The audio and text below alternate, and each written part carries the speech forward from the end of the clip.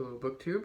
I have finally finished it. I've mastered the mountain of the Tale of Genji, which is 1,300 pages of medieval Japanese, or of the medieval Japanese work by Murasaki Shikabu, the Tale of Genji, and this video will be my thoughts on reading this novel. I started reading this in the beginning of the year in January, and it took me until now to complete it because, as you see, it's 1,300 pages. This massive trade paperback is oversized, and so a normal paperback would probably be about that size. It's huge, 1,300 pages, and then you see the words are all quite small. So there's a lot to read here. And this is going to be a difficult video to make because I'm not entirely sure how to explain this book, and I guess that's part of the point of why I am making this video, is that so I can see how I can express this, convey what I've read, and see if it makes any sense, because this novel is very difficult to convey. So I'll get into it. Like I said, this is medieval Japanese literature. It's from around the year 1000 AD when it was written. So we follow Genji, who is the title character here, in court society at the time, and life for them is extremely different from ours now, where rank is extremely important to them. Rank and like courtly position and your proximity to the emperor, and that influences how characters go about in life, because to further gain rank is the objective basically of everyone around them. And so you can, I mean, rank is nothing new. You could read books from 200 years ago that consider rank just as important, but it's a very interesting book in the sense that it's very dreamlike. It's very immersive, despite the novel being plotless. The novel really does not have a plot to it, other than that it follows the life of Genji and his descendants. We follow Genji throughout life, and Genji himself is called the Radiant Prince. He's a figure with an atmosphere of his own, as a very attractive young man who has all sorts of talents in the talents that were important of the day. So poetry, dancing, music, musical instruments, painting, calligraphy, especially important. These were all something that, as a court, high-ranking person at court, you needed to do well at, and you're expected to show this off at certain celebrations and events. And Genji himself, he's a son of the emperor, one of the many sons, but he's very specifically chosen as, or pointed out as, someone who's significantly or more significant because of his accomplishments and of his looks, and so basically he has a radiance of his own as the Radiant Prince, and the whole novel basically can be summed up as him pursuing love affairs, and not just him pursuing love affairs, but it's also characters around him pursuing love affairs, his descendants pursuing love affairs, and even though I was pulled in from the atmosphere in the beginning, I did get tired of that for a while, because it seemed like it was following the same template over and over again, and it was getting repetitive. But I had to stop myself because I felt like I was rushing through this at first, and losing a lot of the subtle nuance that can be so easily missed if you rush through this.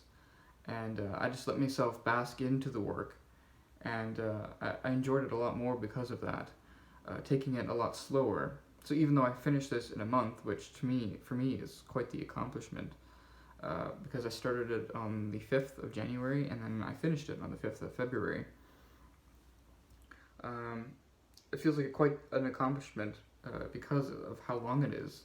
And I did some research when I was reading this about how many words are in here, or at least in this translation, and it's about 700,000, which, if you compare it to other famous novels, like classic novels, it's quite a bit longer than that. So, for example, Anna Karenina is about 350,000 words. So to read this all through at once would be like to read Anna Karenina back to back. So, it really shows just how, and I think Anna Karenina in most translations is around 800 words or 800 pages. But yeah, this has a lot small print and it's a quite big book.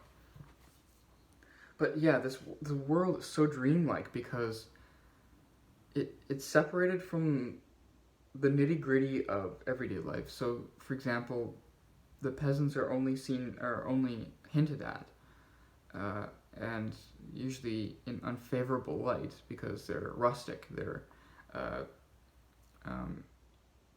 slightly poked fun at for being inelegant and whatever.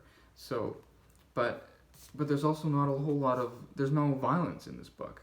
There's no fighting. There's no war. Political intrigue is all but gone. There is some political intrigue, which leads to one of the main events of Genji's life, one of the big events in Genji's life. I guess I might as well say it because it's a spoiler, but I'm not sure how many of my viewers are actually going to be reading this. Genji is exiled from court for a while, against the emperor's will at the time, but the emperor, we have many emperors who shift through power in this book, and the emperor at the time when he's isolated from court is his half-brother. But the people who have influence over him basically were the ones to exile him from court because of a scandalous affair that he has with one of the highest women at the court under the emperor, and he's caught right in the middle of the act and forced into exile. But yeah, there's not a whole lot of violence. The men in here are very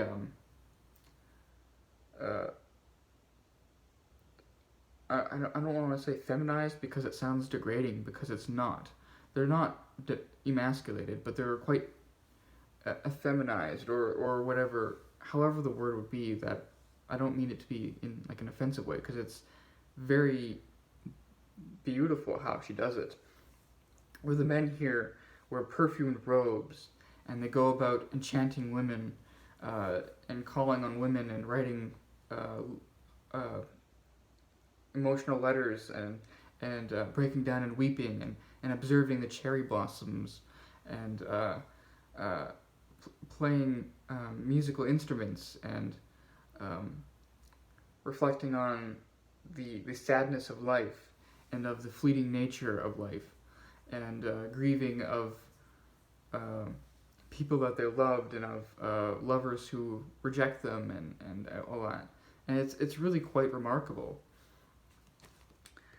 And I think one of the things that stuck out to me most about this book was the interior lives that the intimate interior lives that Murasaki Shikabo gives to her characters. We get immediate thoughts of these characters. So when there's a love affair between a man and a woman, the society of the time was very much patriarchal. So of course men basically had their way with women, though of course there was conventions that they had to stick around. Though even Genji flaunts those conventions for a couple of times, and for example, in this novel, courting was very, or having an affair was very different, because you didn't see women. if you're a man. You couldn't see them because women were always, at least young marriageable women or women who were still youthful, were always hidden by curtains and or sliding doors or anything like that, because that's just how that world works. And you weren't allowed to see them because I guess a lot of the men in here have difficulties controlling their passions. So you can see why you would want to hide women from them.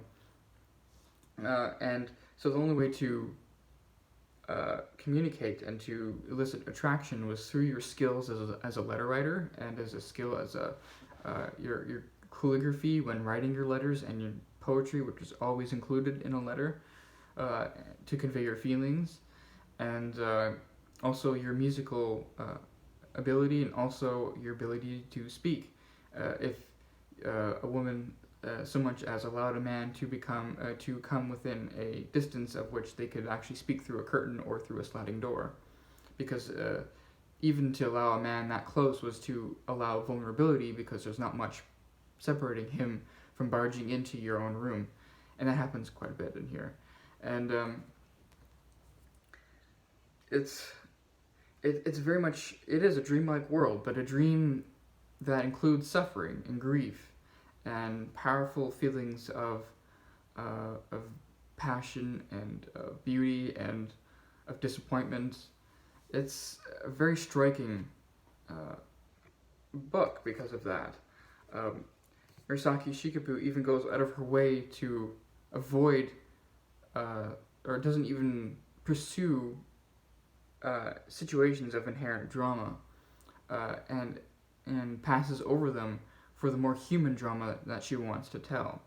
So, for example, there's a character's house burns down at one point in the novel, and instead of counting what happened, how did people react, and were people safe, and that kind of thing, she gives it as a passing reference for a reason why a man cannot go visit his lover, because the house burns down, and that's it. And that's how she constructs her narrative, and we get and then going back to the affairs, when we have these affairs between men and women, and which are very much difference in power, where the men in court always are used to getting what they want and are very much aggressive, very aggressive if they don't, and persistent if they don't. We still get these insights, get to view the thoughts inside these women's heads as these affairs are happening, and what they're thinking, and it's so fascinating, because the women are not equal at all in this society, and the women have to deal with and like the women, they don't know any different. This is their world, and they're just trying to make do what they can in their own world, and we get their grief and their suffering, because so much of it seems unfair, like in our modern sensibilities, where like a woman, for example, there's one story where two men are fighting over the same woman, not literally fighting, but they're attracted to the same woman, and they're both trying to end up basically blaming her for the reason why the other man is interested in her, as if she was the one who's at fault because she's the one who's attractive and beautiful, and I know that would turn people off, but it shouldn't, because this book is extremely immediate, so immediate. I don't know how else to explain it,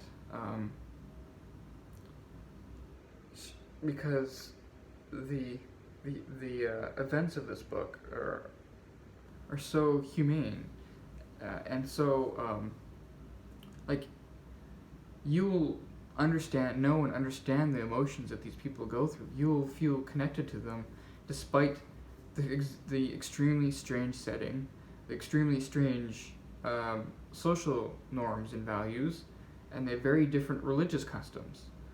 And yet, and yet this is immediately recognizable. The emotions and the feelings in this book, and I don't know how else to explain it. It's very difficult. Like, I mean, there was, so I would say that was my favorite part, was like the dreamlike immersive quality of this book is just how much you get caught up in these dramas, and how skilled the author is with her writing, and with her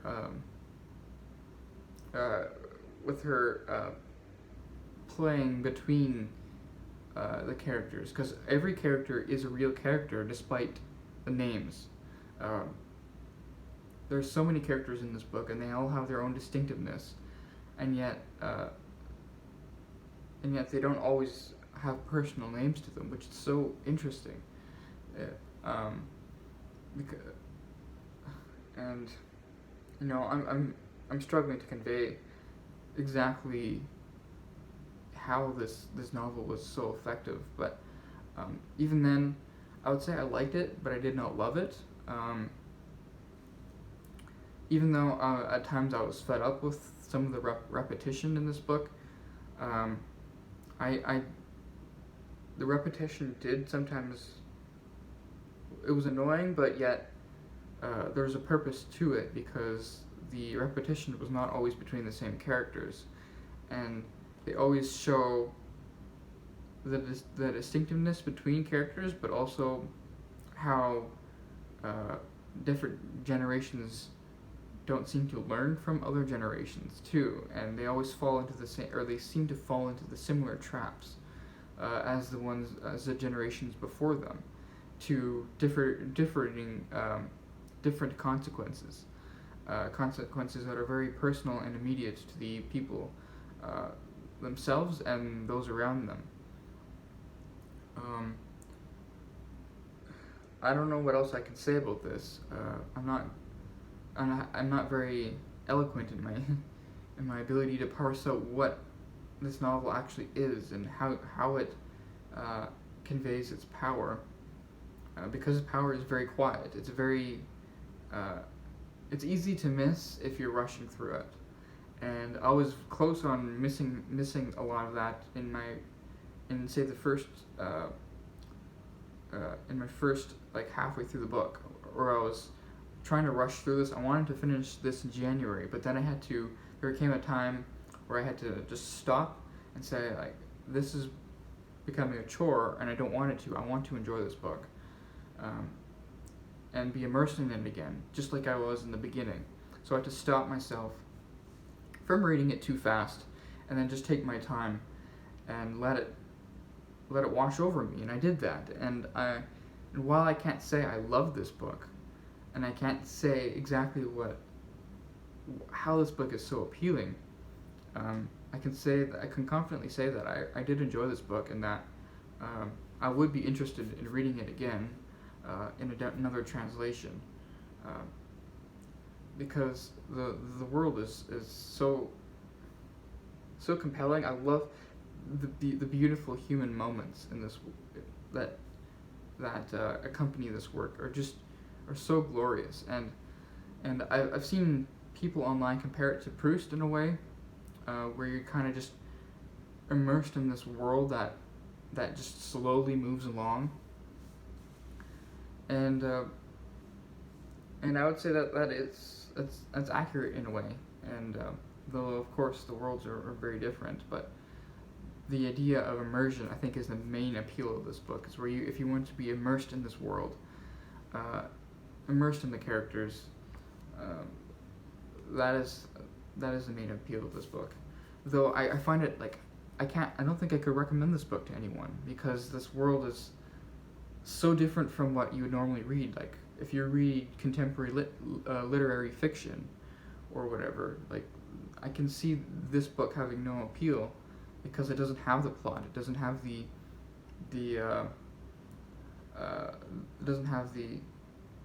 inherent plot twists, or immediate emotional appeals that you would normally expect from a contemporary book. And but still, like, the fact that this feat was done in the medieval era in Japan is astonishing to me, because of just how I keep coming back to that word immediate. It feels so immediate. But I'm struggling here. I don't know what else I could say, because there's so much going on in this book, but yet so much that defies explanation. I did do a video previously reading out a scene from this book and breaking down that scene. So if you want to get a more intimate detail of the world that this novel creates, of how this novel creates its meaning and impact, I would suggest you go to that video. I did that video specifically for people who want to see if this novel is for them, because this novel is certainly not for everyone. But if you liked that quote, or that section that I read there and that I break down, then you will like this novel, because that everything that I quote there is this novel in whole. Of course, there's lots of variation, but still, I would suggest watching that again. So that's all I can say about this book. I'm still struggling with my thoughts. Maybe I'll if I do a reading update video in the future, I'll see if I can convey some more thoughts about this in a more concrete way. Anyways, that's it for me, and we'll see you in the next video.